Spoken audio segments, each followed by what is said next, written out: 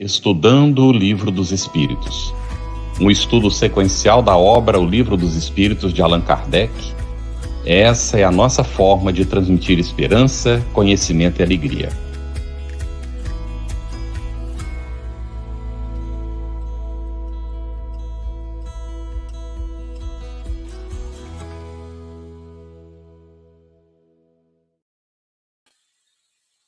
Olá, saudações fraternas a você que acompanha o nosso Estudando o Livro dos Espíritos, seja muito bem-vindo.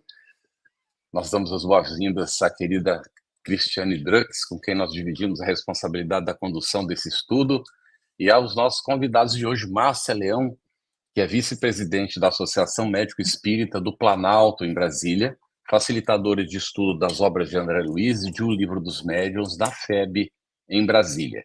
E Jones Elias de Oliveira, palestrante espírita, colabora na área doutrinária do Centro Espírita Allan Kardec, na área de estudo e difusão da União Regional Espírita e na Comissão Estadual do Evangelho Rede Vivo, Santa Catarina.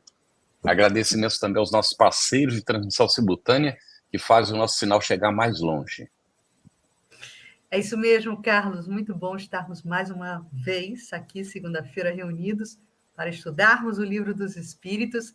E hoje, meus amigos, nós nos debruçaremos, daremos continuidade à parte terceira da obra, que trata das leis morais, no capítulo 10º, da Lei de Liberdade. Falaremos da liberdade de pensar, perguntas 833 e 834, e também sobre liberdade de consciência, perguntas 835 a 842. E vamos logo para a liberdade de pensar.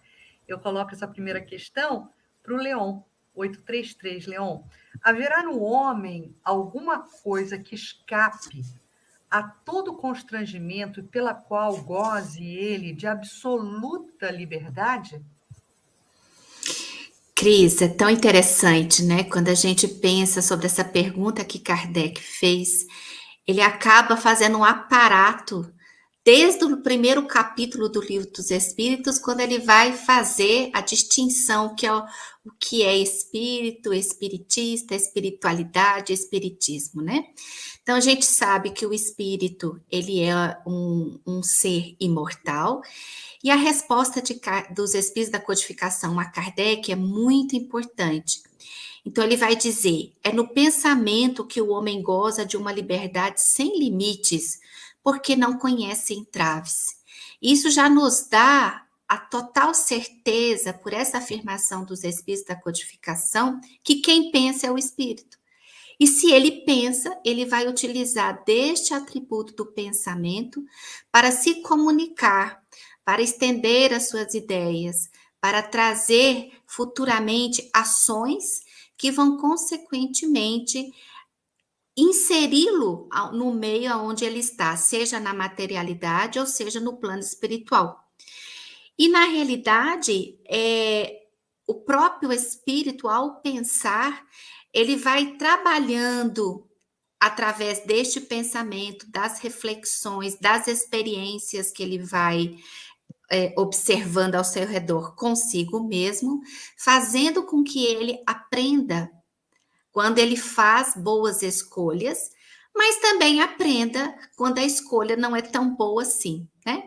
Então, os espíritos da codificação são tácitos, pergunta faceira e resposta ligeira. Quem pensa é o espírito.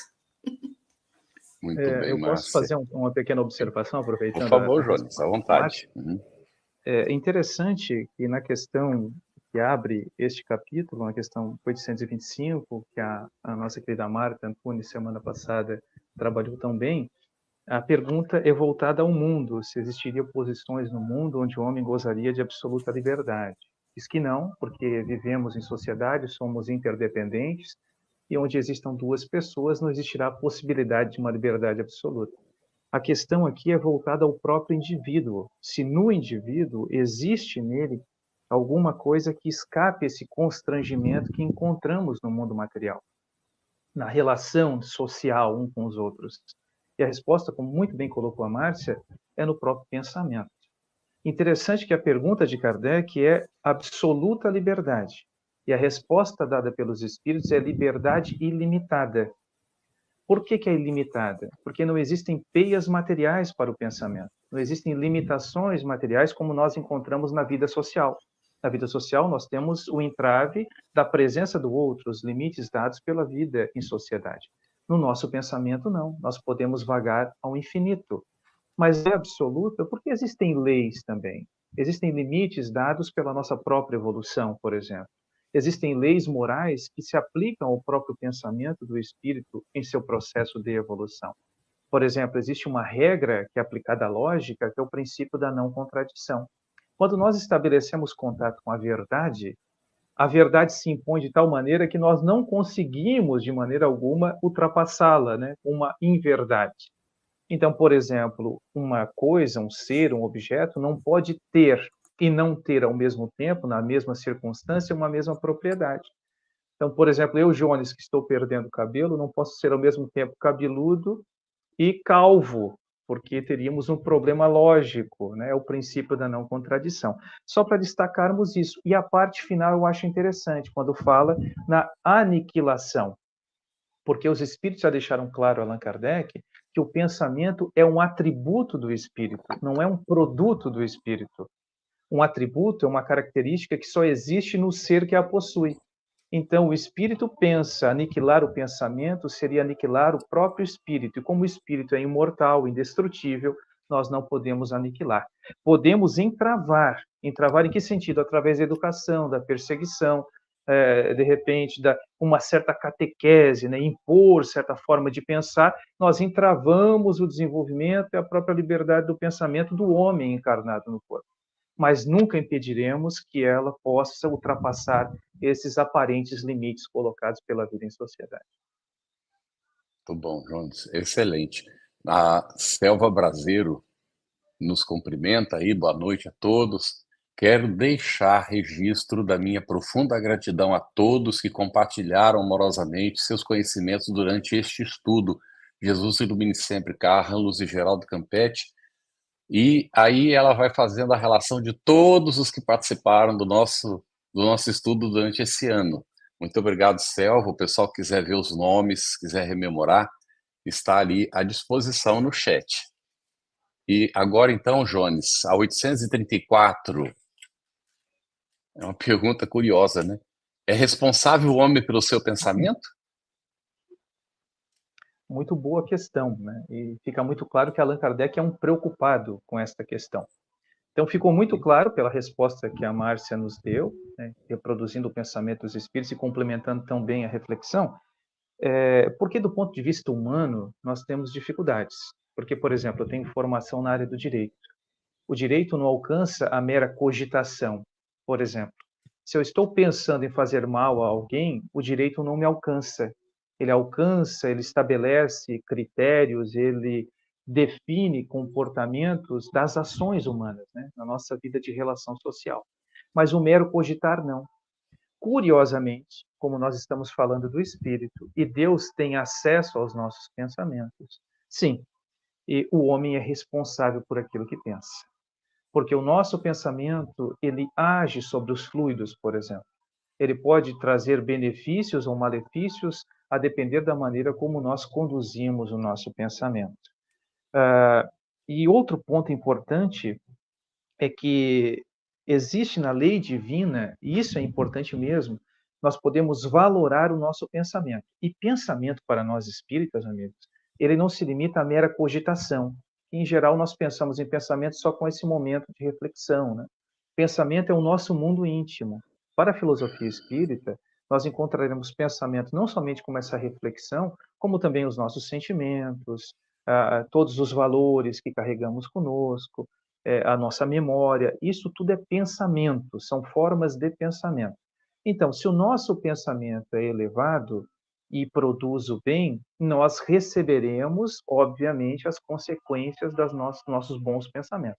Mas os pensamentos infelizes também gerarão consequências. Então, à luz do pensamento espírita e conforme apresentado pelos espíritos ao senhor Allan Kardec, sim, nós temos responsabilidade perante Deus, porque Deus tem acesso, e é bom que se diga, ele é que julga, e quando falamos Deus, obviamente estamos nos referindo à lei divina ou natural, que é a responsável por julgar a nossa forma de pensar e, obviamente, as consequências do nosso pensamento também. Muito bom, Jones. A gente vai seguir aqui agora na liberdade de consciência, né? Um desdobramento aí das questões. 835, Márcia. Será a liberdade de consciência uma consequência da liberdade de pensar? Olha só, Cris, antes de fazer a resposta dos espíritos, a gente lembra de Emmanuel e o Consolador, né? A disciplina antecede a espontaneidade. Isso. E aí, quando a gente vê essa resposta, aí eu estou com a tradução do Guillaume, a gente vai ver o seguinte: a consciência é um pensamento íntimo que pertence ao homem, como todos os outros pensamentos. Uma coisa que é muito interessante na neurociência é que a gente não consegue ainda definir localização de consciência. Materialmente não vamos encontrar. Nenhum dos órgãos cerebrais estão vinculados diretamente com esse processo consciencial, até porque o cérebro é apenas um veículo desse pensamento, porque quem pensa é o espírito. Então, quando a gente pensa no Emmanuel trazendo essa questão da disciplina antecedendo a espontaneidade, a gente sabe que só temos liberdade quando nós estamos cônscios, né? Quando nós temos certeza daquilo que nós estamos fazendo dentro de uma linha reta no bem. Então, muitas vezes, essa liberdade de consciência está intimamente vinculada com o perfil do pensamento. André Luiz é muito claro em toda a sua obra de que o pensamento, ele é uma matéria e plasmável, né? Então, a gente, quando vê nosso lar, a gente vê que o pensamento de veneranda, ele molda e mantém os princípios em nosso lar, do mínimo do menor ao maior. Então, para que isso aconteça, a disciplina do pensamento para se atingir uma liberdade de pensar, ela intimamente infere que a criatura, ao tomar consciência através daquilo que pensa, significa que ele está sendo conduzido e se autoconduz numa linha reta do bem, de todas as experiências. Até porque quando você se afasta dessa linha do bem, você também é chamado em algum momento por si mesmo a esta despertar da consciência, dizendo, não, eu não estou indo bem por aqui, parece que o caminho é outro, vamos tomar o freio da coisa e vamos seguir pelo livre-arbítrio uma melhor opção. Então, é muito claro, viu, Cris? É um pensamento íntimo que pertence ao homem, como todos os outros pensamentos. E aí, esse homem que ele está dizendo é o homem encarnado, corpo espiritual e corpo material, né? Então, também é uma resposta muito clara, né? Que não nos deixa dúvidas. Márcia tem um ponto muito interessante na tua resposta, porque vejo como Allan Kardec estrutura a obra muito bem concatenada, né? Uma sequência lógica de argumentos, de questões, porque ele primeiro trata da liberdade de pensar e depois ele vai dizer que a consciência é um tipo de pensamento. Isso. Olha, se é um tipo de pensamento, nós já estudamos a liberdade de pensar, obviamente que o homem é também um indivíduo que deverá ter a liberdade de consciência, porque ela é um tipo de pensamento também. Então, Allan Kardec é muito consciente. E o que é interessante em Espiritismo, porque lendo as obras do senhor Allan Kardec, nós percebemos que o Espiritismo tem como ponto basilar o respeito à consciência de cada um, né? A consciência de cada um, as crenças individuais de cada um.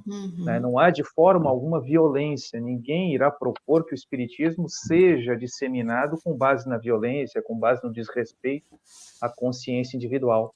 Será através da persuasão, será através de um apelo ao coração que nós chegaremos ao indivíduo, mas nunca violentando consciência, né? Então, a liberdade de consciência é uma consequência natural da própria liberdade de pensar. De fato é, né? Como bem colocado pela Márcia aqui. Muito bom. Muito bom. E Jones, tem o homem o direito de pôr embaraços à liberdade de consciência, dentro dessa linha de raciocínio que já vinha sendo desenvolvida, né? Na verdade, não cabe ao homem colocar nenhum tipo de embaraços, até porque nós, como já tratamos aqui anteriormente, não cabe ao homem colocar limites. A humanidade coloca no máximo limites à expressão da consciência do indivíduo quando materializada em ações.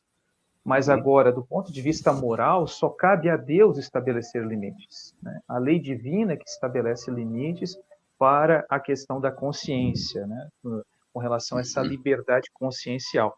Enquanto que o homem coloca limites, e quando ele o faz, interessante que ele coloca aqui na questão, deixa eu ver aqui, pensar, Deus cabe julgar a consciência, assim como os homens, pelas suas leis, regulam as relações do homem para homem.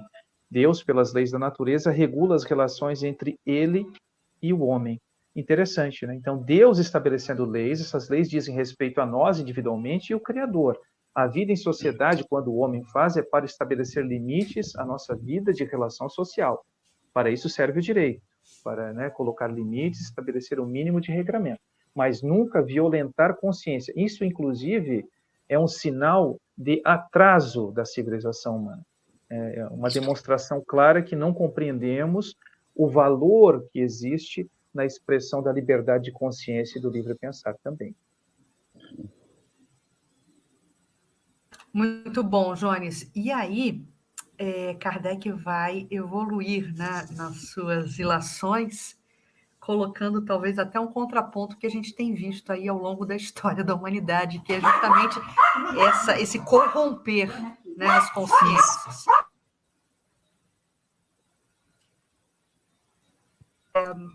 Então, Márcia, na próxima questão, que é o que resulta dos embaraços que se opõem à liberdade de consciência? É o que o próprio André Luiz, Emmanuel e o próprio Kardec vai citar uma palavra importante, né? Constrangimento. E o que o próprio Jones trouxe agora mesmo, né? Então, a resposta, também pela tradução do Guillaume, vai dizer o seguinte: constranger os homens a agirem de modo contrário ao que pensam, torná-los hipócritas. A liberdade de consciência é um dos caracteres da verdadeira civilização e do progresso. É muito interessante a gente fazer até uma distinção. Uma coisa é você constranger alguém, fazer com que ele haja contra os seus princípios. Outra coisa é você educar a criatura utilizando-se de princípios que regem uma sociedade. Quando você constrange alguém, quando você força que esse alguém faça algo que não está dentro dos seus valores éticos morais, é como o Jones colocou agora mesmo, você retrograda o perfil social e retrograda o agir daquela criatura, né? Então, ela vai ficar cerceada. E isso faz com que, muitas vezes, dependendo do grau de constrangimento, você faz a criatura traçar caminhos que para ela não são aqueles que ela pensa que deveria ser. Aí a gente tem como exemplo, aí fazendo só uma pequena alusão, que não é o mérito da questão, o processo obsessivo. No processo obsessivo, o espírito obsessor, pela sintonia do pensamento com o obsidiado, ele vai constranger, fazer com que a criatura faça algo que não é aquilo que ela gostaria, né? Então, toda vez que você frustra isso, você retira a liberdade de consciência e você faz com que aquele que está sendo alvo desse constrangimento não reaja, não pense e não haja de acordo com o que ele tem como princípio básico da sua construção moral, mesmo sendo um espírito imperfeito. Então, a resposta aqui dos espíritos é muito tranquila também, né? Porque toda vez que você exerce esse poder de constranger alguém ou um grupo, ou uma sociedade, você retrograda, você bloqueia a ação da lei de progresso e a questão do processo civilizatório, ele vai ficar circunscrito e não vai ter condições de ampliar a sua ação, né? Acho que é por aí, Cris. Muito bom. Antes da próxima pergunta, Jones, eu vou fazer só um pequeno comentário para uma pessoa que escreveu aqui no chat. Fabiola, aqui não é o lugar para esse tipo de manifestação, porque nós não temos como comprovar a sua identidade. Então, nós pedimos que você procure um centro espírita. Há muitos, na sua região deve ter. Então, procura um centro espírita, se cadastre, vão fazer o acompanhamento da sua situação e seguramente você receberá a ajuda que precisa. Agora, aqui nós não recomendamos a ninguém que está vendo a mensagem da Fabiola a transferir dinheiro para nenhum Pix. Isso não é o momento e o local para isso, tá bem? Pedimos a gentileza de compreender, porque não há como ninguém comprovar a identidade e situação que está sendo aí colocada. Então, por gentileza, procure uma casa espírita, tá bem? Converse com o pessoal, seguramente você vai receber ajuda. Então, Jones, 838 agora. Será respeitável toda e qualquer crença, ainda quando notoriamente falsa? A pergunta de Kardec é uma pergunta fundamental, principalmente quando hoje, né, levando em consideração o número significativo de crenças existentes no mundo, qual seria a crença verdadeira, qual seria a forma de nos posicionarmos, né? E o que é interessante é que o Espiritismo, não se arrogando a exclusividade da verdade, coloca como A gente respeitáveis está com serão um todas problema aquelas com que a conexão conduzem. do Jones, né? Não estão me ouvindo? Márcia, Oi, agora a oi, gente voltou a te ouvir, Cristiane, Jones. Sim. Cris, tá tudo normal, Cris. Pode seguir, Eu Jonas. Oi. Eu não tinha visto, eu não estava vendo o Jones e agora me parece que a imagem dele, inclusive, saiu. Estão me Voltou ouvindo? já. Oi. Já tá Tá. aí. Ok, Jones, pode seguir, Jones. É? Para mim não É, aconteceu nada, estava tudo normal, assim, eu tentei mexer aqui, mas tá ok? Agora estão me ouvindo? tudo perfeito. Então, para os espíritos, ao senhor Allan Kardec, será respeitável toda crença que conduza à prática do bem e quando ela for sincera. Se ela é sincera no indivíduo e está fazendo dele um indivíduo melhor, ela é uma crença respeitável, mesmo que, eventualmente, ela se baseie em princípios que não sejam verdadeiros, conforme a nossa forma de entendimento. Mesmo assim, respeitaremos se ela faz do indivíduo uma pessoa melhor. Isso é importante, Carlos, né, a Cris e a Márcia, porque o Espiritismo ele não tem esta preocupação de fazermos um proselitismo a todo custo, ou de fazer todas as pessoas espíritas. Ah, porque o Espiritismo é o único detentor da verdade. Isso não é verdadeiro, porque Deus é Pai de todos nós, e Ele se manifesta em todos os lugares, da maneira como o ser humano é capaz de compreendê-lo. Para nós, através do Espiritismo, nós encontramos as respostas mais adequadas. Mas o que é importante, e o grande divisor, né, o grande ponto que deve ser observado, é se a crença que o indivíduo esposa tem feito dele um indivíduo melhor. Ela estimula o desenvolvimento de valores, de virtudes, transformando o seu mundo íntimo, fazendo com que ele cresça na escala evolutiva. Este é o critério que deve ser observado por nós. E não fazê-lo acreditar como nós acreditamos, tomar a nossa crença, né, ou impor através do constrangimento, né, que a Cris trabalhou na questão anterior, que ele venha a fazer parte do movimento espírita, por exemplo, ou de qualquer outra crença que o indivíduo tenha. Né? Muito bom, Jones. Eu quero aproveitar a sua resposta para a gente sublinhar aqui um comentário do Itamar Bispo. Carlos, se você puder colocar aí na tela, só para a gente responder com propriedade uma dúvida que ele apresenta. Ele coloca assim: o Brasil é o que reúne o maior número de espíritas em todo o mundo e lidera o ranking de países com mais homicídios no mundo em números absolutos. Isso é a ser ainda averiguado, né? Eu não pude fazer essa assertiva e de comparação de pesquisa agora, durante o programa. Será que o Espiritismo está iluminando as pessoas? Então, Itamar, isso, a resposta do Jones vai ao encontro, né, do seu comentário.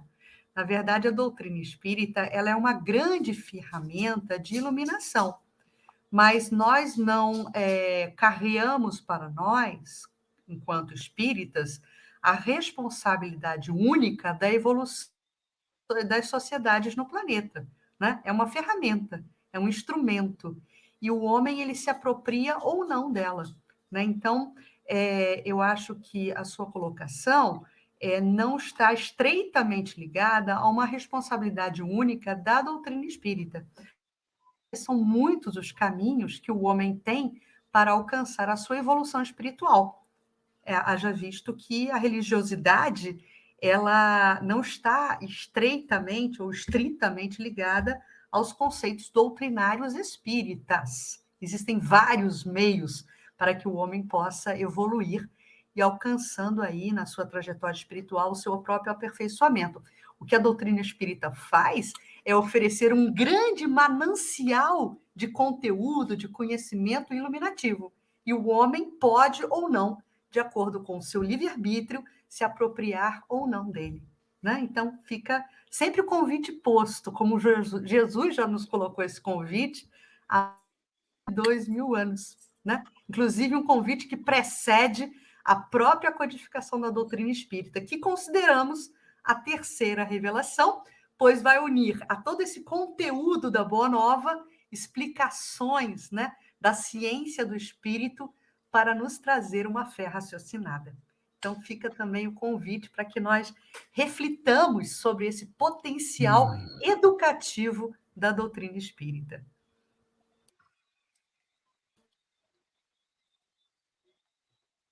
Para quem vai a pergunta, vamos para a próxima, né, Carlos? Isso. Vamos para a Márcia agora. Márcia, na questão 840, Kardec pergunta o seguinte: será atentar contra a liberdade de consciência por óbices a crenças capazes de causar perturbações à sociedade? Foi feito a 839, Cris?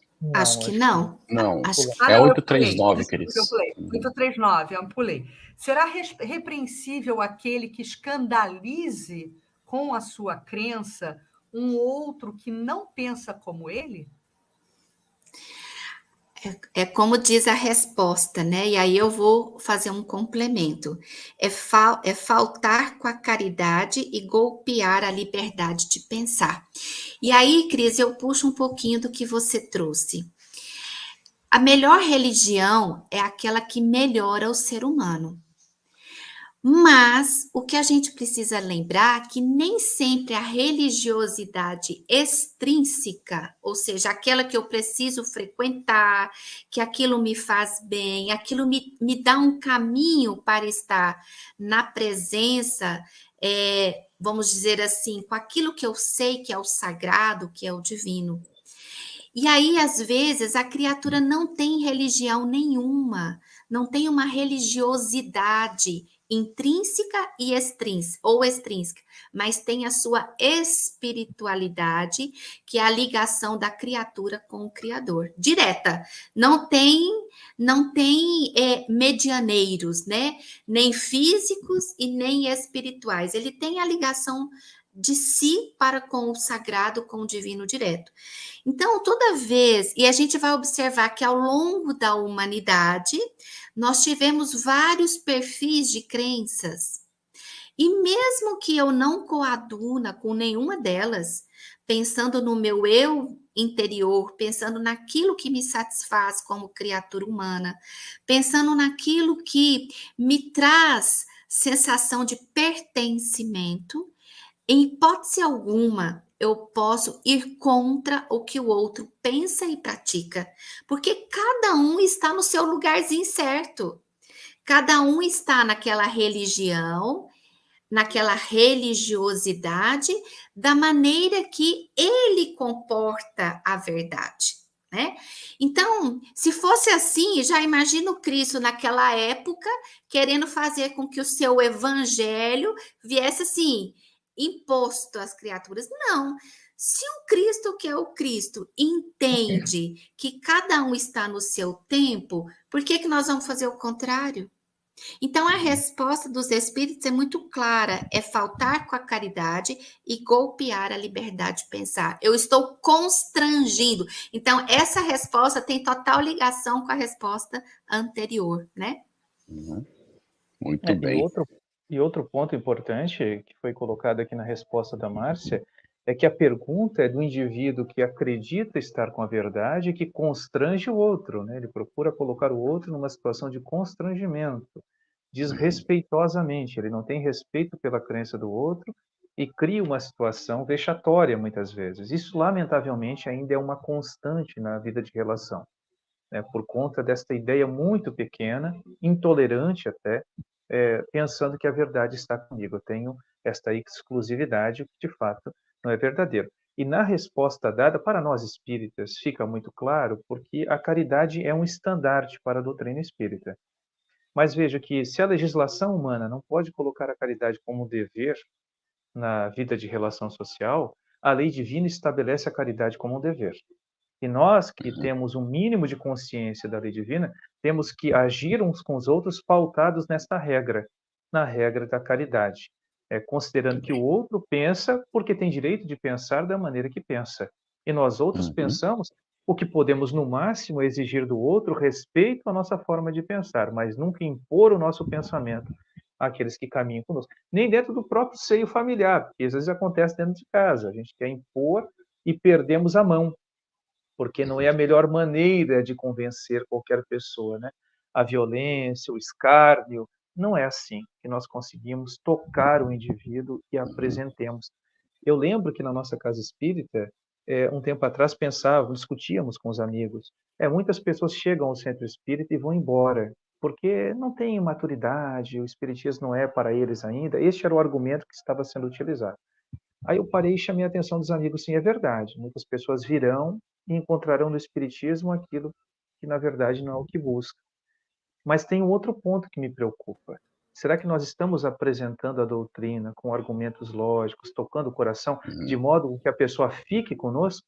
Será que ela não está indo embora porque nós não conhecemos a doutrina que afirmamos amar, que é a doutrina que nos conduz, que nos auxilia a decidirmos?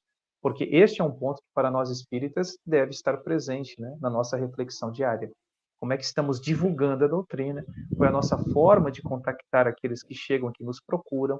Este é um ponto que nós devemos pensar, eu acredito, com mais frequência. Muito bem, Jonas. A questão do acolhimento é fundamental, né? Dentro do processo. Então, é preciso que nos acolhamos mutuamente. Mas o trabalhador espírita tem o dever de acolher a pessoa que chega na instituição buscando, não é, sem nenhum ânimo de convencimento, que não precisa disso, mas de esclarecer se a pessoa tem interesse no esclarecimento. E aí não vale a opinião pessoal, né? O indivíduo está dentro do centro espírita, ele precisa apresentar o espiritismo e não as suas ideias para o outro. Por Ou isso o falar de estudo. coisas que. Isso Por aí, isso o Márcio. estudo. Isso aí. Não existe espírita sem estudo. Não se Uhum. lê codificação, estuda-se a codificação, né, Isso Carlos? aí. Muito É bem. importante que o Carlos disse, porque o acolhimento, né, Carlos, é o primeiro contato, a pessoa se sentir Isso. amparada. Mas o que fará Uhum. o indivíduo ficar conosco é justamente a clareza do conhecimento Isso. espírita, né? O acolhimento Exatamente. é o primeiro passo, a gente vai receber com muito carinho, Uhum. com muito respeito. Mas o que permanecerá, né, o indivíduo permanecer conosco é justamente a consistência do pensamento espírita. Uhum. Isso que não pode ser relegado. Excelente. Muito bem. Nós queríamos, a Cris e eu, falo em nome dela também, agradecer as manifestações de carinho de vocês. Hoje é o último encontro do ano, então várias manifestações de carinho. É uma satisfação muito grande nós podermos realizar esse estudo, contar com a colaboração dos nossos entrevistados. São mais de 50 pessoas colaborando, né, nessa atividade, e a gente fica muito feliz com essa oportunidade dessa construção coletiva, inclusive com as suas manifestações aí no chat, muito pertinentes, algumas manifestações interessantes, comentando o estudo, o assunto que está sendo aqui examinado. Infelizmente, não há como ler tudo, não é o que vocês colocam. De vez em quando a gente pinça alguma coisa, não é? Mas a gente vai atender as perguntas de vocês também. Primeiro, vamos aqui terminando o que está previsto para hoje do Livro dos Espíritos. E então, Jones, 840, será atentar contra a liberdade de consciência por óbices a crenças capazes de causar perturbações à sociedade? É interessante a questão, porque até agora nós estávamos considerando uma crença que torna o indivíduo melhor e deve ser, portanto, respeitada. Mas é aquela crença que, pelo contrário, causa problemas e prejuízos à sociedade. O que nós podemos fazer como seres humanos encarnados é criarmos mecanismos para limitarmos as ações humanas, é o que está colocado na resposta dada pelos espíritos. Nós nunca acessaremos o íntimo, porque colocar peias à liberdade de pensar seria constranger. O que precisamos fazer foi que a Márcia, numa questão anterior, colocou muito bem, através de um processo educativo, persuasivo, modificar o mundo íntimo do indivíduo para que ele possa perceber o erro em que se encontra, porque aquela ação é uma ação perniciosa à sociedade. Então, é um processo educativo, nunca de constrangimento e violência. Agora, em sociedade, para que tenhamos uma vida em sociedade minimamente harmoniosa, sim, as ações humanas devem até ser controladas nesse aspecto, né? Através da legislação humana, estabelecendo limites. Tanto que Allan Kardec, comentando a resposta dos espíritos, ele diz assim: reprimir os atos exteriores de uma crença quando acarretam qualquer prejuízo a terceiros. Não é atentar contra a liberdade de consciência, pois que essa repressão em nada tira a crença de liberdade do indivíduo. Ele continua pensando como ele pensa. O que ela faz é limitar a ação dele em sociedade. Essa transformação íntima se dará através de um processo educativo. É por isso que nós precisamos, quando foi colocado, e a Cris, né, respondeu a pergunta do nosso amigo sobre o papel do espiritismo na transformação da sociedade, existem muitas formas, e não somente a religião, a educação nas escolas, o processo familiar, valores, princípios, tudo isso contribui de maneira direta para que tenhamos uma sociedade muito mais consciente do seu papel de humanidade, mesmo que não admitam, por exemplo, a reencarnação, a comunicabilidade. Isto não é o mais importante para uma vida social, que as pessoas podem, mesmo não concordando sobre esse ponto, conviverem harmoniosamente, né, com valores de caridade, de respeito, de fraternidade, que devem imperar nas relações humanas.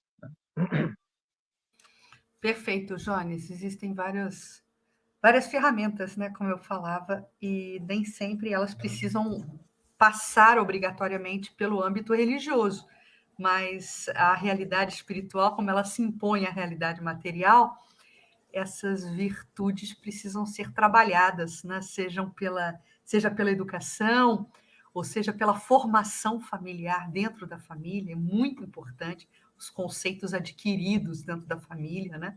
E aí a gente não está falando de uma frequência de um templo religioso. Muito bom, Jones, muito bom.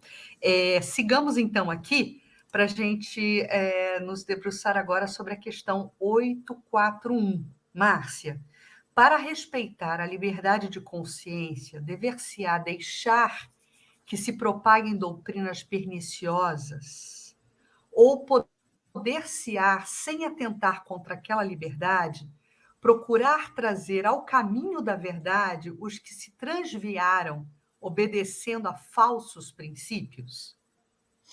Eu gostei, foi da pergunta do Kardec, que ele já pôs a resposta nela. É isso. Você vê, gente, um espírito, quando ele tem a lucidez, né? E o patamar do seu perfil de conhecimento moral, ele já embute a resposta na pergunta.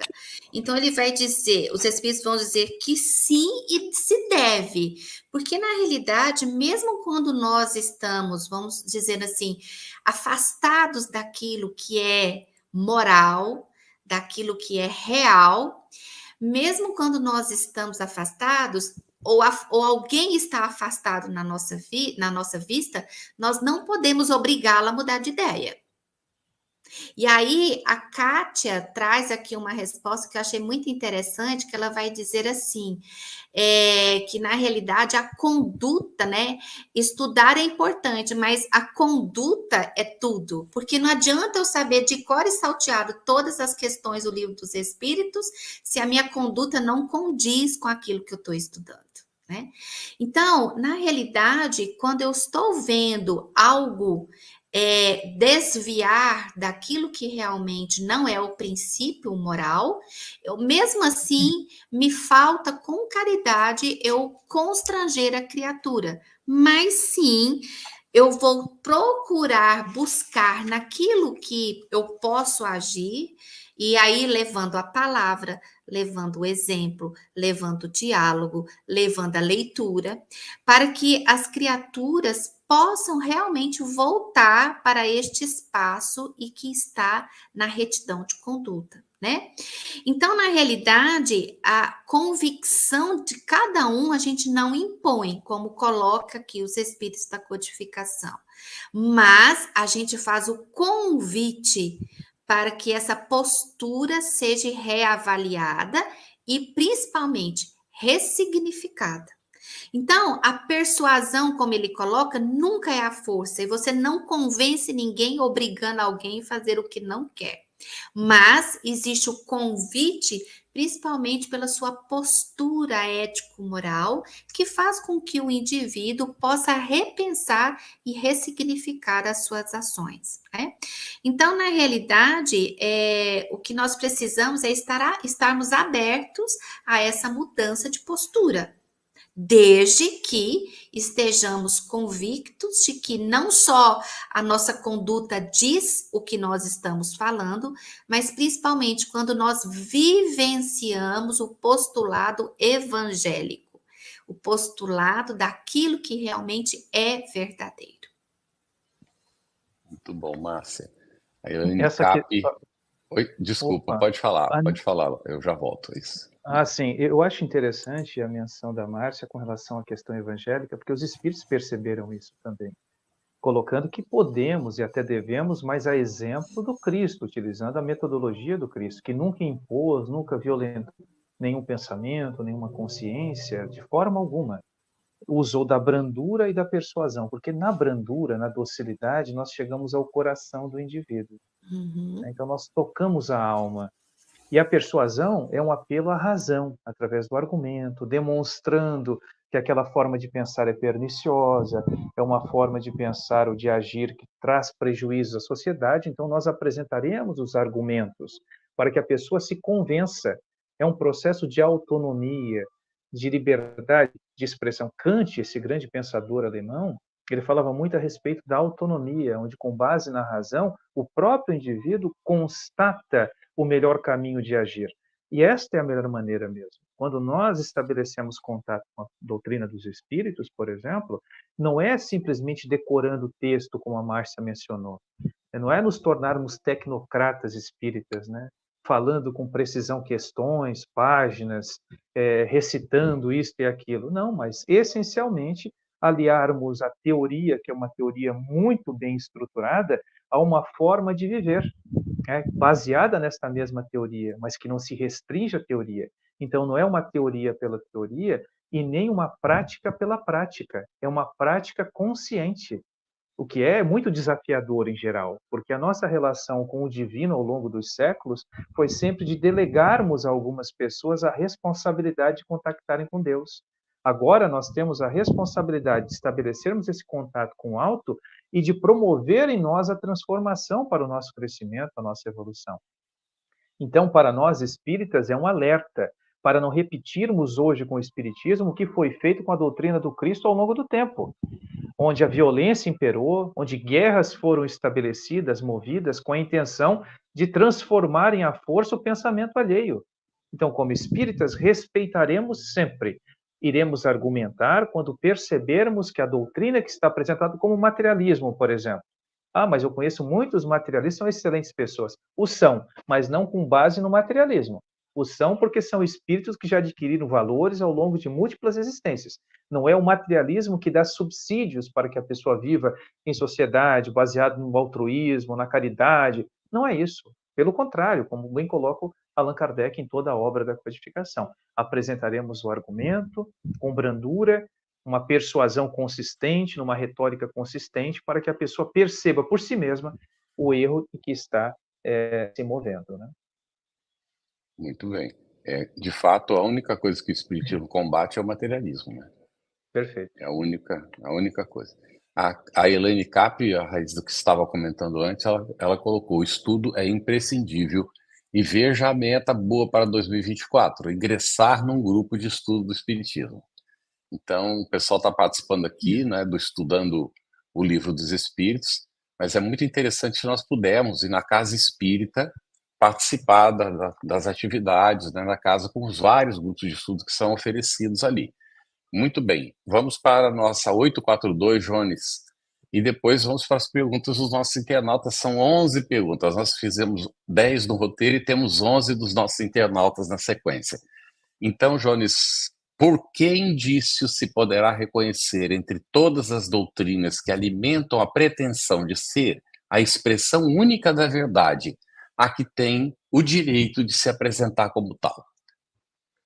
Perguntinha, Kardec era danado nas questões realmente, né? E a resposta dos espíritos é fantástica, porque talvez nós esperemos aquela que tem um referencial teórico mais bem estabelecido, aquela que tem a melhor filosofia, aquela que tem a melhor ciência, mas não. A resposta dada pelos espíritos é um apelo principalmente ao aspecto moral, à vivência, porque dizem os espíritos, Allan Kardec, será aquela que mais homens de bem e menos hipócritas fizer. Isto é, pela prática da lei de amor, na sua maior pureza e na sua mais ampla aplicação. Esta será, de fato, a doutrina que representará a verdade. É claro, gente, nós temos que levar em consideração o seguinte: o Espiritismo não pode ser responsabilizado pela minha incúria. Eu tenho aqui um ferramental, a Cris colocou ali, não pode ser responsabilizado se eu compro uma caixa de ferramentas excelente, levo para minha casa para consertar uma janela e deixo a caixa de ferramentas lá no quarto e a janela não se arruma por si mesma, e não vai se arrumar mesmo. É necessário que eu abra a caixa de ferramentas e conserte. O Espiritismo é isso, a doutrina do Cristo também o é. Agora, a doutrina espírita, quando bem estudada, é um convite a todo instante à nossa transformação moral, para justamente vencermos a hipocrisia, né, de uma teoria, de uma fala completamente descomprometida do nosso agir. A ideia é que o nosso agir seja o cartão de visitas, né, que quando nos perguntarem qual fé estamos baseados, quais são as nossas crenças, possamos responder com tranquilidade e com alegria, inclusive. Somos espíritas, somos cristãos e nos esforçamos para sermos melhores cotidianamente. Então, eu acredito que se todas as crenças existentes na face da Terra passassem, né, por esse tipo de crivo pessoal, uma análise realmente rigorosa, estamos fazendo algo melhor para a sociedade, para o indivíduo, para si mesmo, e uma avaliação pessoal nossa, né, Carlos? Nós que estamos no movimento espírita há tempo, como estamos, o que o conhecimento espírita tem feito em nossas vidas para nos tornar pessoas melhores? Porque, veja, nós estamos tratando aqui de espíritos, imortalidade da alma, é um pressuposto fundamental no conhecimento espírita. Mas, mais do que demonstrar a realidade do espírito, para nós, pelo menos, que já temos a convicção espírita, é nos perguntarmos o que o conhecimento espírita, o que o conhecimento da imortalidade da alma tem implicado nas minhas reflexões e ações cotidianas. Quando eu ajo com o meu semelhante, o que o conhecimento da imortalidade da alma tem feito no trato com o outro, para considerá-lo um ser em si mesmo, um espírito em processo evolutivo que merece o meu respeito, a minha consideração. Ele pensa diferente, mas tem o meu respeito. É um indivíduo que está em processo. Inclusive, aprendermos a ouvir os nossos semelhantes com atenção e nunca nos colocarmos numa posição como se fôssemos superiores, porque somos espíritas. Não é verdadeiro. Jesus não era espírita. Nós não seguimos Jesus. Jesus não era espírita. Então, assim, o que nós temos? Eu digo isso não diminuindo a doutrina, que a amo profundamente, me responde os meus anseios enquanto indivíduo, enquanto espírito encarnado, mas para não termos esta presunção, né, de desrespeito no trato uns com os outros, porque, segundo Cristo, né, os seus discípulos serão justamente conhecidos por muitos se amarem e não por se julgarem ou por se imporem, constrangerem-se. Não é por isso, é justamente por se amarem. Muito bom, Jones. Até aproveitando que esse é o último encontro nosso, né? Esse ano que vem tem mais. Deste ano. Este ano, isso. Ano que vem tem mais, graças a Deus. É uma felicidade enorme estar aqui. Eu preciso me colocar de joelhos, assim, profunda gratidão, porque realmente Kardec foi um garimpeiro da verdade, né? Ele inaugura, naquele momento, no século XIX, ele faz ali a inauguração de um novo momento do pensamento religioso sobre a face da Terra, nos apresentando esse contraponto, né, da realidade espiritual e trazendo completude à segunda grande revelação, que foi a vinda do próprio Cristo entre nós, né, pregando aí a Boa Nova. Então, enfim, existe aí uma trajetória, na minha opinião, de completude. E eu acho que o homem tem hoje à sua disposição todos os insumos para o seu melhoramento espiritual. Resta sairmos das nossas zonas de conforto, né? Colocarmos as nossas consciências para vibrar e constituirmos um universo melhor. Mas, meus amigos, vamos seguindo aí agora para as questões do público. A Edna, ela coloca, Márcia, uma questão aqui ainda em relação à consciência e às leis divinas. Ela diz assim: as leis divinas estão em nossa consciência, é um atestado. O que dizer quando o pensamento ele é contrário às leis divinas, mas sem ter o ato praticado, ou seja, fica só na elucubração mental? O que falar disso, Márcia? Você sabe que André Luiz, no livro Os Missionários da Luz e nos Mensageiros, ele traz exatamente esse posicionamento, né?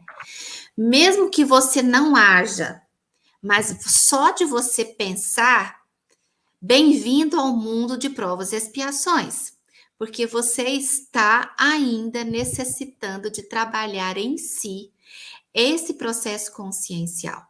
E quando eu estou falando você, eu estou incluindo todo mundo, a gente aqui na telinha também.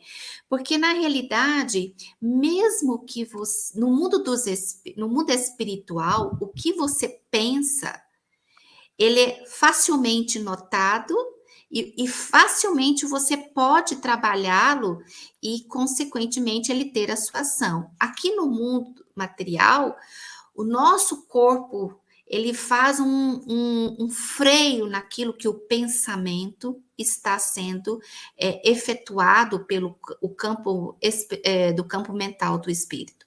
Então, mesmo que você saiba que você está indo contra as leis morais, mas você não praticou, mesmo assim, você infringe estas leis, né?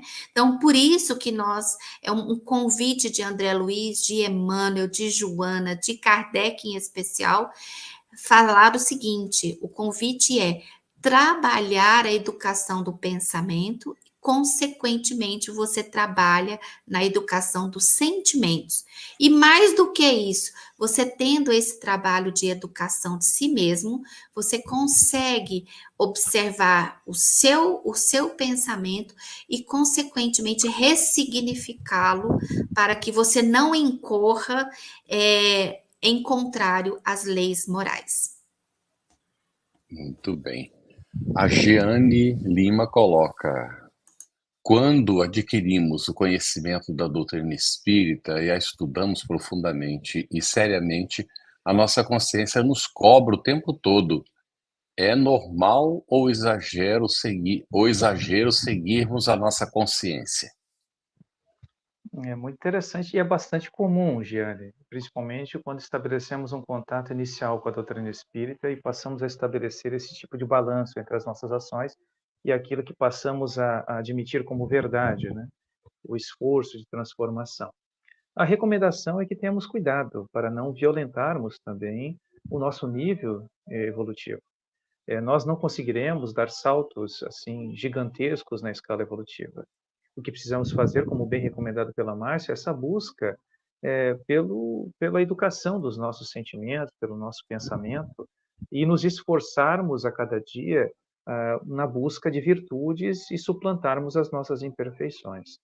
O que tem que, eu acredito o seguinte: nós não podemos ser aquele também que se acomoda, porque eu sou um espírito imperfeito e por esta razão demorarei a me transformar. Não é isso que estamos propondo. É sermos conscientes do estágio evolutivo em que nós nos encontramos e nos esforçarmos por sermos melhores, mas sem autoflagelação, porque isso também não é saudável, inclusive causa desconfortos e prejudica o nosso processo evolutivo.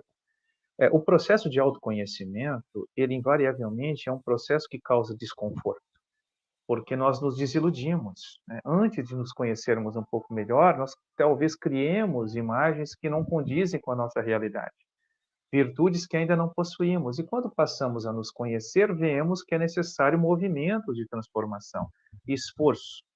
Mas lembrando que está colocado no Evangelho segundo o Espiritismo, que reconhece-se o verdadeiro espírita pela transformação moral. E eu acho muito interessante essa fala contida no Evangelho segundo o Espiritismo, porque nem todos nós conseguimos grandes transformações morais, do ponto de vista radical. Como Paulo de Tarso, que cai do cavalo Saulo e levanta Paulo. Né? Eu, se caio do cavalo, meu Deus do céu, é capaz de estar xingando o pobre do animal lá, que não tem culpa alguma com a minha queda do cavalo, né? Da minha imperícia. Mas os espíritos, sabendo dos nossos limites, complementam essa definição do verdadeiro espírita, como todo aquele que se esforça para domar as suas más inclinações. Então, este tipo de consciência, Giane, de buscarmos todos os dias sermos um pouco melhor, silenciando diante, talvez, de uma fala desrespeitosa, tudo isso são processos lentos, graduais, mas efetivos na nossa transformação. Cuidado apenas com esse autoflagelo mental, porque isso emperra, dificulta e acaba atrasando a nossa transformação íntima, porque nos adoece, inclusive. Não é agradável e não é isso que Deus espera de nós também. Muito bom, Jones. Agora, doutora Márcia Leão. Tem uma pergunta aqui da Angela Sancho, né, que vai falar dessa questão aí mental. É através do pensamento que o homem desfruta de uma liberdade sem limites. O que dizer das doenças mentais que limitam essa liberdade de pensar? E o desenvolvimento emocional? Pergunta ela também. Ai, Ângela, falar em 2 minutos essa resposta aqui é quase que impossível. Mas olha, na realidade, todo aquele que tem um transtorno mental, ele tem o seu campo mental, seu próprio espírito adoecido. O problema não está no corpo, e sim no espírito adoecido. E isso limita muitas vezes essa capacidade de pensar quando nós estamos pensando nos transtornos mentais do perfil esquizofrênico. Ele não consegue articular um pensamento como um deprimido ou um que tem um transtorno de ansiedade, que tem as suas nuances de pensamento, mas ele consegue quando ele é submetido a um tratamento. O tratamento físico e também ao tratamento espiritual. Então, na realidade, o transtorno mental denota que aquela criatura traz em si, neste momento da encarnação, ou por consequências de encarnações anteriores, algumas dificuldades de ressignificar o seu campo dos sentimentos. Por isso que nós precisamos pensar para aquele que tem um transtorno mental no tratamento, sim, do corpo físico. A medicina está aí com uma série de possibilidades terapêuticas, medicamentosas, terapêutica psicológica e outros caminhos em que você vai poder trabalhar esta ressignificação do seu pensamento, como também trabalhar o campo espiritual através do evangelho. Só que, para que eu consiga trabalhar o evangelho em mim, que tem um transtorno mental, eu preciso estar com o meu pensamento, com a minha integridade física reorganizada através das terapêuticas. Porém, isso é um desafio, né? Não só para quem tem o transtorno, mas para o conjunto familiar que está ali com aquele paciente. Então, é como o próprio nosso amigo Jacobson coloca, né? Precisamos buscar o tratamento do corpo físico e trabalhar também o tratamento do meu campo mental, do meu espírito. Então, se você consegue juntar essas duas coisas, o seu dia a dia se torna melhor e as suas ressignificações também. Bem, Márcia, eu vou antecipar uma pergunta que está mais aqui no final. É o caminho proposto. A pessoa se identificou assim, e são 3 desdobramentos. Só um momentinho, Jones, para apresentar todos antes de iniciar a resposta. Não devemos nos opor à prática tipo pedofilia e incesto. Ela continua. Se o Espiritismo diz que não se pode obrigar ninguém a nada, então vocês são contra os códigos de leis que organizam as sociedades e garantem a civilização? O processo educativo demanda tempo. Aí ela conclui. Até fazer um estuprador reconhecer seu erro, muitas vítimas sofrerão o dano. Isso é justo? O caminho proposto, né? Bem, na verdade, me parece que todas as questões que lemos até aqui, e o que está contido no Livro dos Espíritos, vão justamente de encontro isso, né? E não ao encontro. Por quê? Porque o Espiritismo, muito embora entenda que a liberdade de pensamento seja uma necessidade, isso não significa que comportamentos que sejam perniciosos e até ideias perniciosas não devam sofrer limites pela própria sociedade humana. O Espiritismo não é conivente com o erro de maneira alguma, mas não condenará à morte, por exemplo, alguém que seja o causador do erro. Aqueles que eventualmente infringem a lei humana deverão sofrer as consequências diante da legislação humana, diante dos tribunais, né, diante das autoridades que tratam da questão no judiciário, por exemplo. Então, não é exatamente isso. Respeitar, e o processo de transformação real se dará através da educação de fato.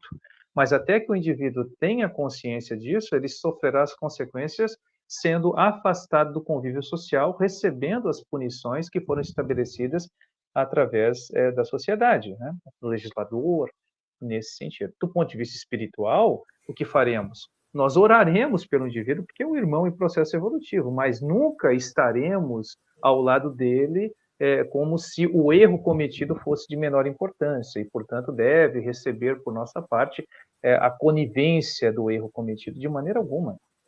Agora, como Cristo não fez a seu tempo, ele não condenava o indivíduo exatamente, porque sabia do indivíduo que está num processo de evolução. Mas as ações devem sofrer, sim, toda a reprimenda possível.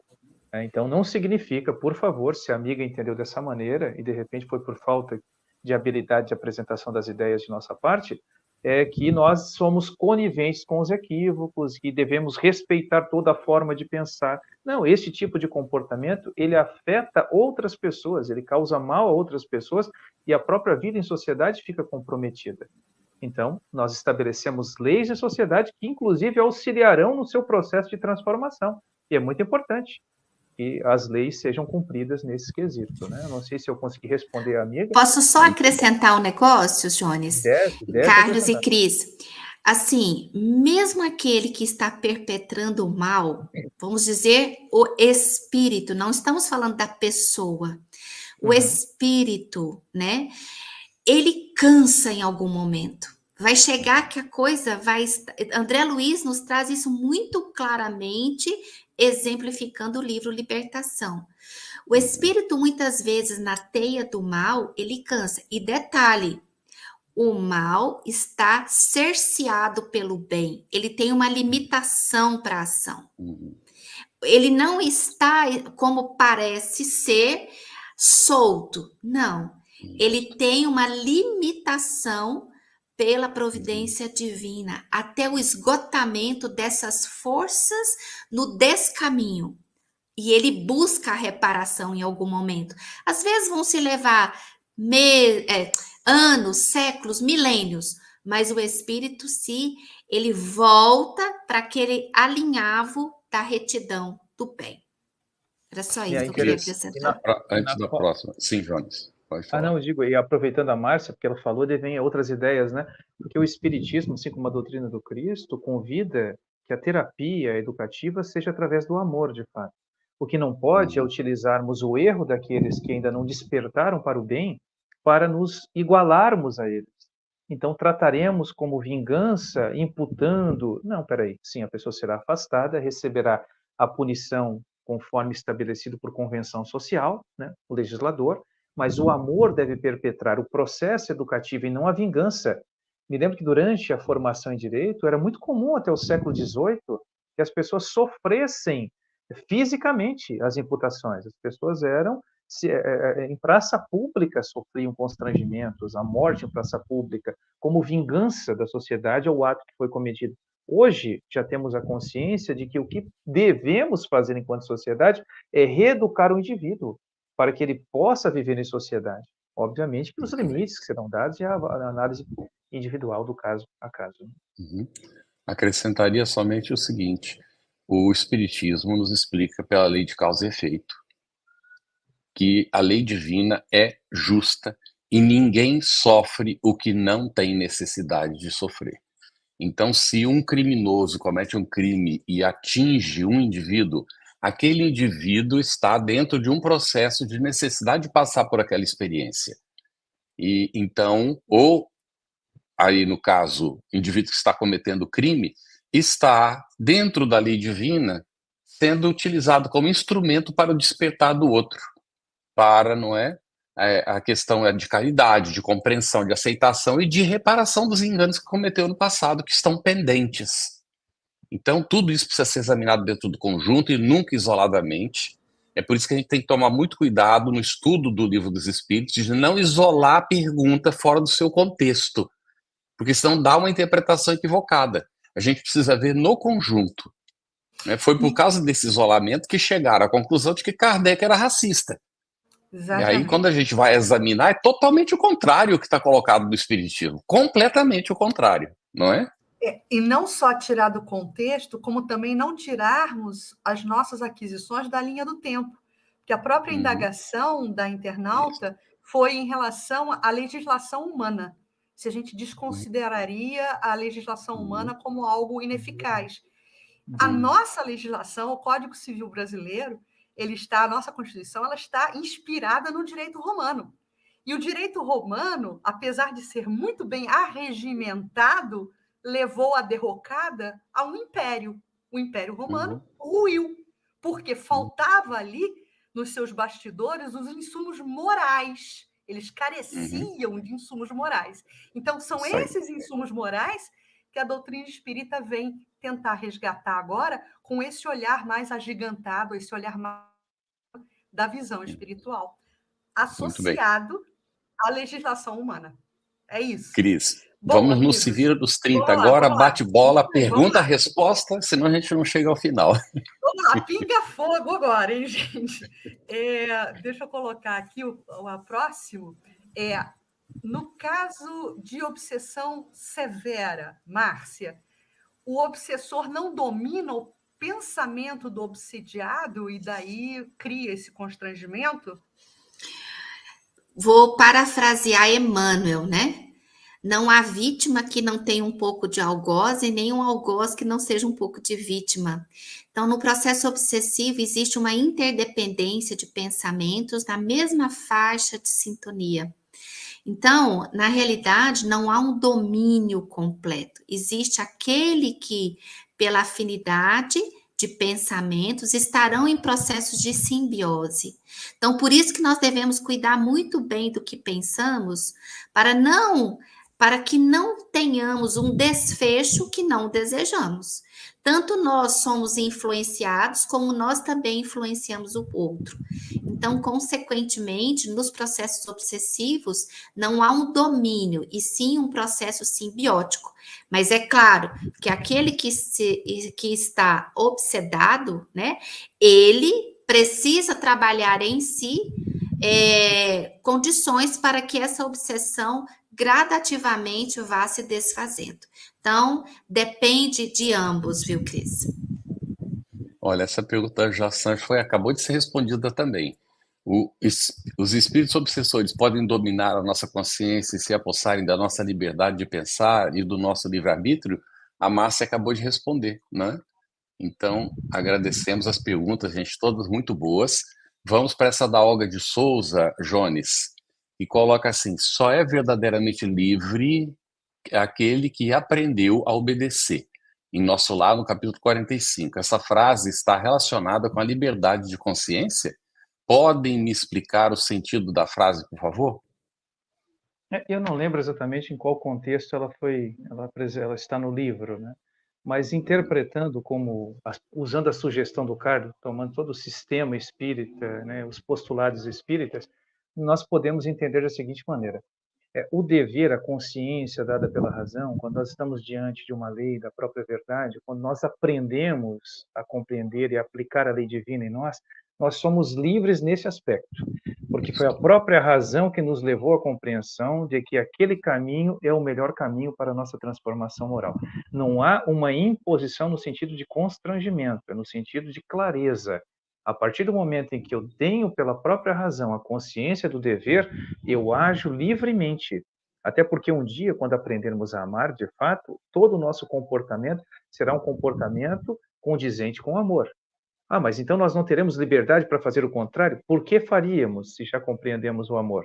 Então, quando nós estamos diante da verdade, da própria lei divina, nós vivemos conscientemente o dever e, portanto, aprendemos a obedecer à lei divina ou a vivê-la conscientemente, sem que isso seja para nós qualquer tipo de dor, constrangimento, desgosto, como normalmente ainda o é, né? Porque nós temos ainda uma certa alegria, um certo, sei lá, um vínculo com as nossas imperfeições que nos apetecem ainda, lamentavelmente, né?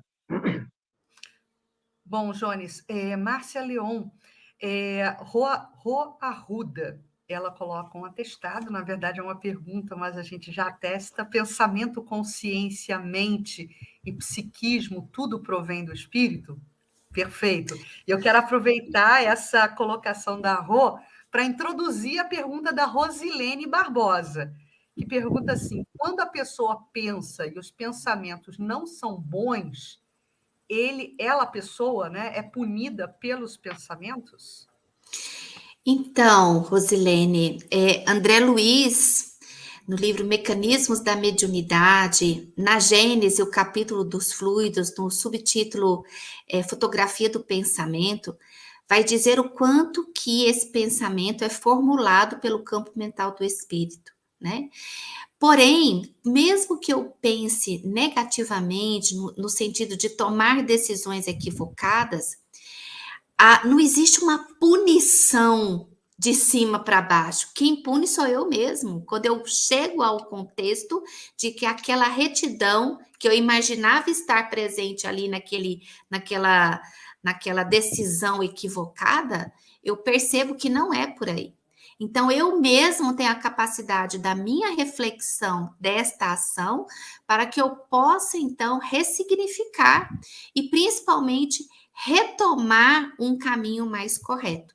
Então, tudo isso é vindo do espírito. Quem pensa é o espírito, o psiquismo é do espírito. Lembrando que o cérebro, como diz André Luiz, no Evolução em Dois Mundos, o cérebro é um veículo do pensamento. Então, ele, através das ações neurobioquímicas cerebrais, promove, então, que esse pensamento, ao adentrar esse campo material, ele seja exteriorizado na minha fala, na minha ação. Agora, punição, não há uma punição divina sobre isso. O que existe é que eu acabo retomando a minha avaliação daquilo que eu estou pensando e agindo e, consequentemente, eu mudo a direção. É uma questão importante, Márcia, talvez a punição que a amiga esteja perguntando é porque os nossos pensamentos não ficam sem a consequência, né? Porque eles geram consequência nesse aspecto, nós temos que repará-los ou coisa desse estilo. Né? E com a nossa consciência de transformarmos e fazermos a reparação, né? Com essa consciência adquirida. Né? Perfeito. Muito bem. Bom, antes de fazer a última pergunta para o Jones, o caminho proposto, por gentileza, eu te convidaria a estudar o Espiritismo. Eu acho que você está aqui para isso, né? Por isso é que você está participando Estudando o Livro dos Espíritos. Leia o livro ou assista todos os estudos anteriores que estão disponíveis, mas não fique por aí, não. Continue lendo Kardec. Quando você terminar de ler a Revista Espírita, 1869, que ele começou a escrever em 1858, terminou em 69, provavelmente você retoma o estudo e você vai conseguir entender com muita clareza o significado de justiça divina. Nós estamos tratando aqui não de justiça de homens, de uma vida que supostamente nasceu na hora que o corpo foi concebido e que termina na hora que o corpo morre. Não é? Nós estamos tratando aqui do ser imortal, que traz toda uma bagagem e que dentro da lei divina é responsável por si mesmo e arca com todas as consequências dos seus próprios pensamentos, como a gente está aqui examinando hoje. Então, ninguém no Espiritismo é culpado. Todos nós somos responsáveis. Tá bem? Mas é preciso seguir estudando. Seja muito bem-vinda. Espero que você continue conosco, que esteja em outros momentos, que visite, não é? Aproveite aí as férias agora, a gente já vai falar, né, daqui a pouquinho do nosso intervalo, para visitar os estudos anteriores. Não existe, eu nunca encontrei, se tivesse encontrado, eu teria adotado uma doutrina mais lógica do que o Espiritismo. Solange Ferreira, então, nos pergunta a última perguntinha, Jones. Como a doutrina espírita percebe o inconsciente face ao consciente na condução dos seus atos? A Márcia já adiantou muito na fala dela anterior, porque tudo está no espírito. Então, a nossa consciência, o nosso inconsciente, e eu peço auxílio, inclusive, a Márcia, que tem formação na área, eu não tenho formação, minha formação é no direito e em filosofia, então eu posso tratar no máximo do ponto de vista filosófico a questão, e do ponto de vista do espiritismo, considerando que toda a inteligência, toda a reminiscência, todo o pensamento está no espírito. Quando estamos encarnados, a própria consciência não deixa de ser uma reminiscência, inclusive, eu havia deixado de lado aqui uma questão que está lá no livro, que é o Espiritismo. Essa é uma tradução bem antiguinha da Federação Espírita Brasileira, uma edição antiga, onde Kardec fala a respeito do que seja consciência, que é uma recordação intuitiva do progresso feito nas precedentes existências e naquilo que nós adquirimos em termos de conhecimento enquanto estagiamos no mundo dos espíritos, na condição de espíritos errantes. Quando estamos encarnados, obviamente que ecoa em nós a voz da consciência e nós agimos, muitas vezes, movidos por isso. Pelo menos isso está presente e é importante para que tomemos decisões acertadas. Isto é permitido pela própria providência divina. O que não dá é para compartimentarmos, inclusive a própria ciência, como a Márcia colocou, não existe no cérebro um compartimento específico onde está a consciência, onde está o subconsciente do ponto de vista material. Então, isto são facetas do próprio espírito. Então, ele tem a consciência ativa naquilo que nós realizamos hoje, enquanto encarnados, a consciência do que realizamos, do que fazemos, o que é certo, o que é errado, o que trazemos conosco, já temos condições de pesar essas questões, e trazemos também algo que ecoa no nosso íntimo. Quando estamos agindo, mesmo que conscientemente temos o desejo da realização do mal, muitas vezes temos ecoando no nosso íntimo o que devemos fazer de maneira correta. Seja porque estamos sendo influenciados por amigos espirituais ou porque a nossa própria consciência, no sentido mais amplo, nos convida a realizar, né? Que é justamente nos convidando a nos aproximar da lei divina, porque nos aproximando da lei divina, seremos felizes. E a felicidade é um desejo comum a todos nós. Mas eu passo a palavra, inclusive, para a Márcia, para ela me auxiliar no sentido da nomenclatura aqui. Não, eu só ia lembrar, viu, Jones, o livro No Mundo Maior, capítulo da Casa Mental. Calderaro vai tratar muito bem sobre isso, né? Na realidade, quando nós vemos a casa mental, nós temos o primeiro andar, segundo andar e terceiro andar, que é essa parte do córtex pré-frontal, que está diretamente relacionada com a lei de justiça, amor e caridade, porque é aqui que nós temos, na parte mais nobre e mais recente do nosso sistema nervoso central, a questão do ajuizamento das nossas ações. Então, tudo que está no primeiro andar da casa mental, que equivale ao cérebro reptiliano de Paul MacLean, dos anos 70, vai trazer para nós essa questão do inconsciente, dos automatismos, né? Então, como nós reencarnamos e arquivamos no nosso campo do inconsciente todas as informações desse campo mental do espírito ao longo das vidas sucessivas, em algum momento isso vai ser despertado e você tem a capacidade de fazer julgamento de determinadas ações que estavam lá atrás guardadas. Mas como diz Emmanuel, nós não podemos raciocinar o nosso passado com a consciência que nós temos hoje. Porque no passado nós tínhamos um perfil de conhecimento e hoje nós estamos mais ampliados. Então, a cada momento, a sua obra própria, o seu julgamento próprio. Mas eu acho que o capítulo A Casa Mental no Mundo Maior, de Calderaro, traz isso belamente, viu, Jones? E você não falou nada errado, tá tudo certinho. Obrigado, Márcia. Obrigado, amigo. Muito bem. Vamos, então, fechando. Agradecimentos, não é? A todos pela participação, o nosso pessoal que está nos bastidores, dando apoio, a nossa produção, né? A equipe da FEB TV. Nós vamos iniciar, agora dia 18 de dezembro, um recesso. Hoje, então, nosso último encontro deste ano do Estudando o Livro dos Espíritos. Retornaremos, né, no dia 1º de fevereiro de 2024 com as atividades, né, dos estudos. Após o recesso, nós retomaremos o estudo da parte 3ª das leis morais de O Livro dos Espíritos, capítulo 10, da Lei de Liberdade, com o tema livre-arbítrio, perguntas 843 a 850. Muitos agradecimentos a todos e que Jesus nos guie sempre.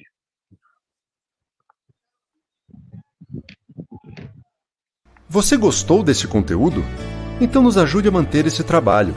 Todos os dias, nossa equipe profissional trabalha incansavelmente para que você tenha acesso a este e outros mais de 4.000 vídeos produzidos por nós da FEB TV. Somos comunicólogos, produtores, roteiristas, diretores de fotografia, cinegrafistas, editores, designers, programadores, técnicos de áudio, cenógrafos. E juntos fazemos da FEB TV uma companheira diária das suas e das nossas vidas.